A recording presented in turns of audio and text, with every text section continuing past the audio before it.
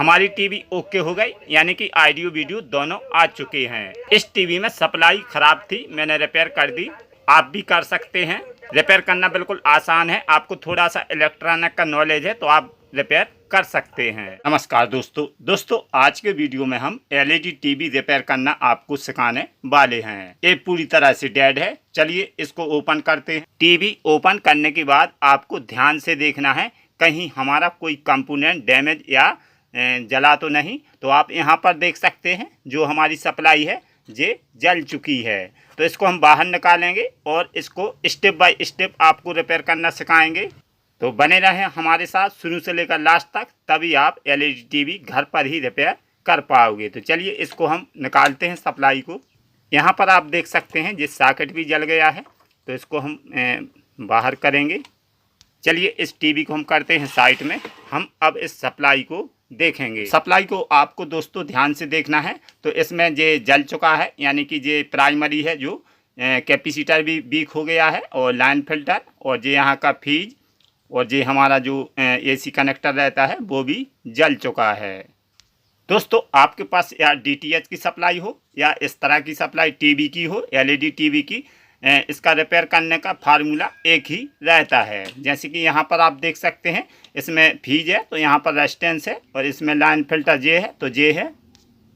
Supply same रहती है। आप जे रिपेयर कर लोगे तो आप डीटीएच की भी कर सकते हैं, डीटीएच की कर लोगे तो जे भी आप घर पर ही कर सकते हैं। चलिए तो इसके हम जो पार्ट्स जल गए हैं इनको हम निकालते हैं। इसके बाद हम मीटर से देखेंगे कि कहाँ पर ये हाई वोल्टेज आने पर शॉर्टिंग आ गई है। ये हाई वोल्टेज पर ख़राब हुई है दोस्तों, यानी कि इस तरह ये जल गई है। तो हमारे जो पार्ट जल गए इनको हम बाहर निकालते हैं, फिर हम चेक करेंगे। तो चलिए निकालते हैं। तो पहले हम इस लाइन फिल्टर को बाहर निकाल लेंगे। जैसे कि ये हमारा लाइन फिल्टर है, तो आप देख सकते हैं इस तरह पूरा जल चुका है। तो जो हमारे पार्ट जल चुके हैं इन सभी को हम निकाल लेंगे। जैसे कि ये कैपेसिटर भी ख़राब हो चुका है, इसको भी बाहर निकालेंगे। चलिए इसको भी निकाल लेते हैं, क्योंकि हाई वोल्टेज आने पर ये कैपेसिटर वीक हो गया है। इसको भी हम दूसरा डालेंगे। और दोस्तों यहाँ पर एक रेजिस्टेंस रहता है 10 ओम्स का, फ्यूज का काम करता है, ये भी हमारा जल चुका है। इसको भी हम बाहर निकालते हैं। दोस्तों इस सप्लाई में जो हमारे पार्ट्स जल गए थे तो मैंने सभी निकाल दिए। जैसे कि यहाँ पे आप देख सकते हैं हम एसी न्यूट्रल फेस देते हैं। यहाँ पर एक कनेक्टर था तो वो जल चुका है। तो यहाँ से आपका जाएगा लाइन फिल्टर, जो हमारा इंडक्टर कॉइल थी ये वाली, इसके ज़रिए यहाँ पर ब्रिज रेक्टिफायर पर जाता है। जैसे कि ये एसएमडी डायोड है तो यहाँ से हमारा डीसी होकर आईसी पर जाता है, आईसी से स्विचिंग होकर यहाँ पर हमारे 12 वोल्ट आते हैं, 12 वोल्ट निकलते हैं आउटपुट। तो ये हमारा प्राइमरी है, ये हमारा सेकेंडरी। तो यहाँ पर हमारा एसी इनपुट होता है, इस साइड हमारा आउटपुट होता है।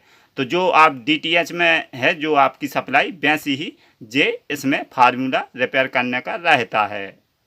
चलिए तो सबसे पहले हम इस डायोड एसएमडी डायोड को चेक करेंगे कहीं ये हमारा शॉर्ट तो नहीं। तो मीटर को आपको ले जाना बजर मोड पर। तो यहाँ पर हमारा जो एसएमडी डायोड है तो ये हमारा यहाँ से इनपुट होता है, तो आउटपुट हमारा डीसी यहाँ से होता है। तो इनपुट यहाँ पर हम देखेंगे तो हमारी दोनों साइड कोई रीडिंग नहीं आना चाहिए, ना कंटिन्यू ना कोई रीडिंग। तो चलिए देखते हैं, मीटर पर ध्यान दीजिए।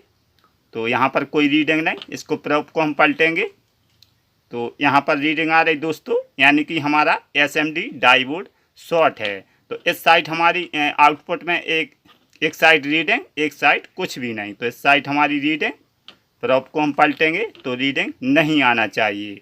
तो यहाँ पर हमारा जो प्राइमरी है एसएमडी, जहाँ से हम इनपुट करते हैं, तो ये हमारा शॉर्ट है।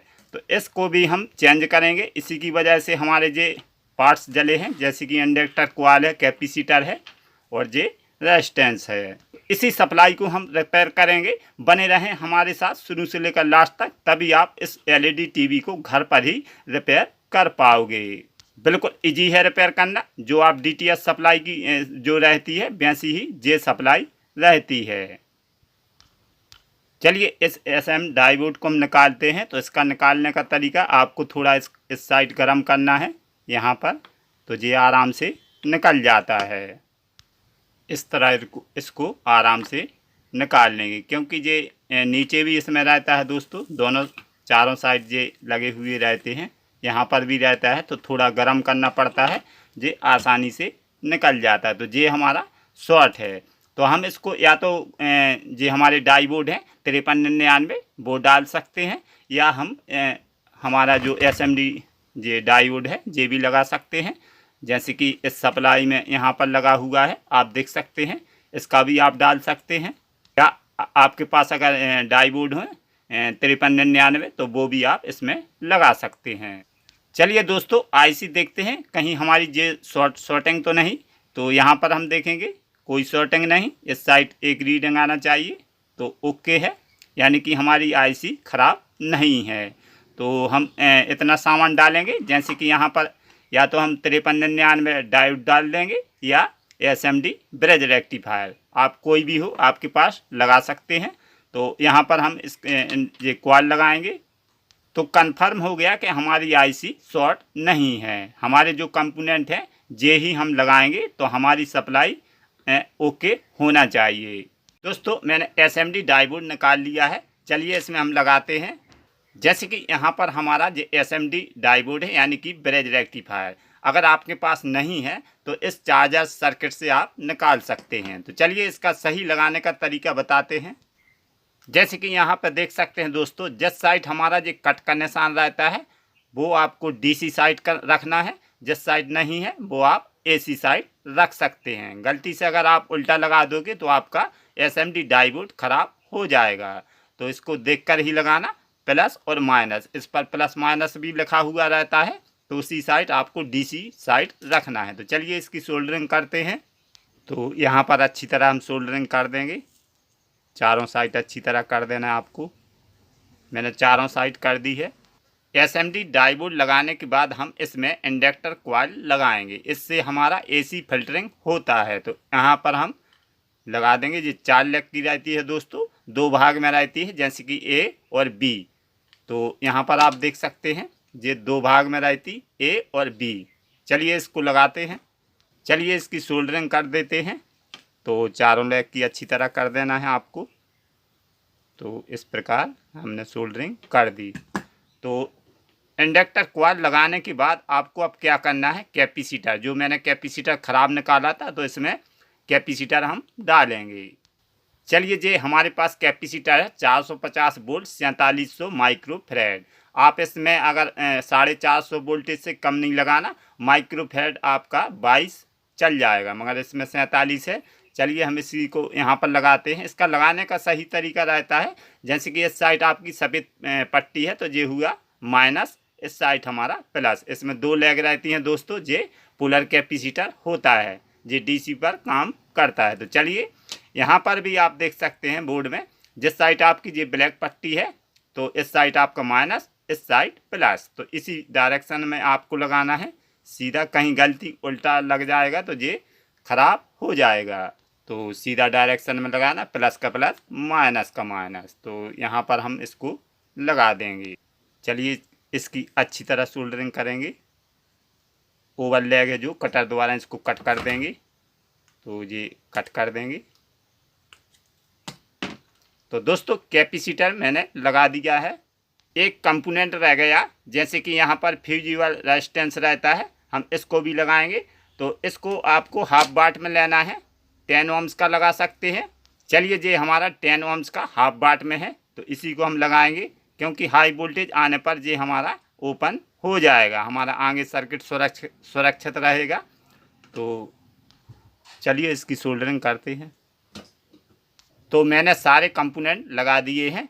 तो जैसे कि आप जानते हैं कि DTH सप्लाई और ये LED TV सप्लाई है, एक ही फार्मूला रिपेयर करने का रहता है।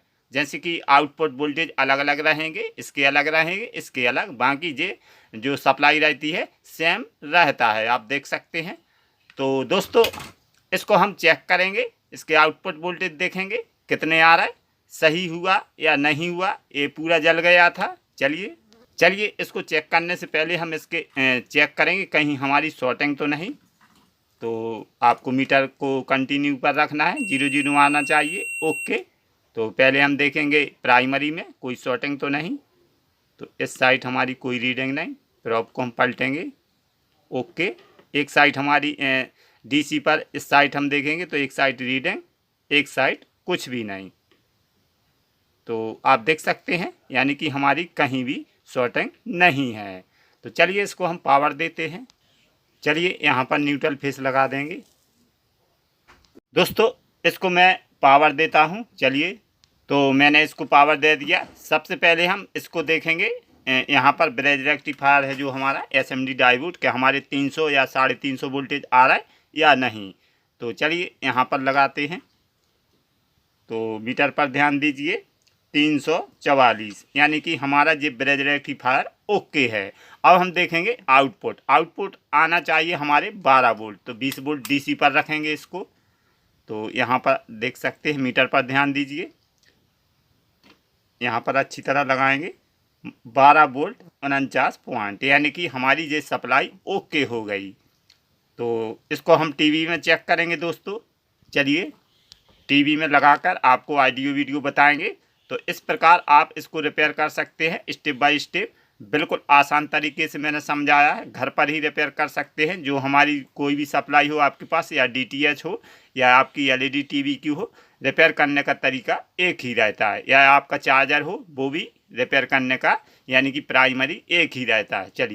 चलिए हम AC इनपुट के बाहर लगाते हैं। तो सभी सप्लाई के कनेक्टर लगाकर इसके ऑडियो वीडियो देखते हैं। चलिए पावर देते। पावर देने पर यहाँ पर हमारी LED ग्लो हो जाएगी। तो चलिए पावर देते हैं। तो आप देख सकते हैं। चलिए इसको ऑन करते हैं। हमारी टीवी ओके हो गई, यानी कि ऑडियो वीडियो दोनों आ चुके हैं। इस टीवी में सप्लाई खराब थी, मैंने रिपेयर कर दी। आप भी कर सकते हैं। रिपेयर करना बिल्कुल आसान है। आपको थोड़ा सा इलेक्ट्रॉनिक का नॉलेज है तो आप रिपेयर कर सकते हैं। दोस्तों अगर आपको ये जानकारी या कुछ नॉलेज मिला हो तो चैनल को कीजिए सब्सक्राइब और लाइक ज़रूर कर देना। चलते हैं दोस्तों, मिलेंगे अगले वीडियो में। Thank you.